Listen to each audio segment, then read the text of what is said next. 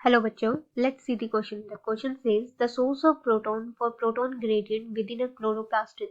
तो हमें बताना है यहाँ पे प्रोटॉन्स जो होते हैं प्रोटॉन ग्रेडियंट के लिए जो कि क्लोरोप्लास्ट में बनता है उसके लिए प्रोटॉन हमें कहाँ से मिलता है. तो अगर हम बात करें एटीपी सिंथेसिस की, एटीपी सिंथेसिस जो कि कहाँ होगा, इन दी क्लोरोप्लास्ट. अब ये जो एटीपी सिंथेसाइज होगा क्लोरोप्लास्ट में, ये लिंक्ड होता है with the development of this proton gradient. वहां पे क्या होगा, क्लोरोप्लास्ट में प्रोटॉन ग्रेडियंट बनेगा जिससे ये एटीपी की सिंथेसिस जो है लिंक्ड है. अब ये जो प्रोटॉन ग्रेडियंट बनता है ये बनता है across the membrane of thylakoid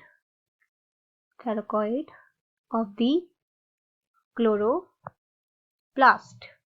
अब ये जो प्रोटॉन जो है हमारे पास, ये एक्यूमुलेशन होगी प्रोटॉन्स की, proton accumulation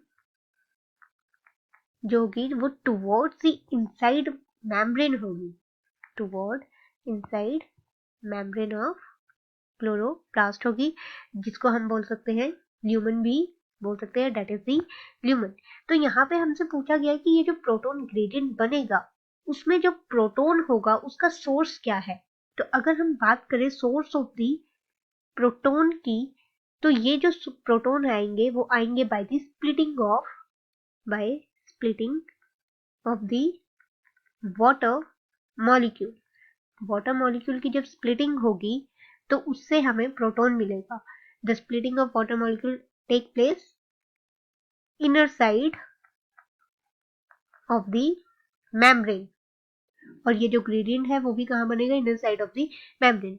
so the proton जो कि हमारे हाइड्रोजन के आयन है वो प्रोड्यूस्ड होंगे और एक्यूमुलेट होंगे in the lumen of the thylakoids. तो यहाँ हम बोल सकते हैं कि प्रोटॉन ग्रेडियंट बनाने के लिए जो प्रोटॉन्स आएंगे उसका सोर्स होगा हमारे पास water. Option number A is the right answer for this question. Hope you understand the problem. All the best. Thank you.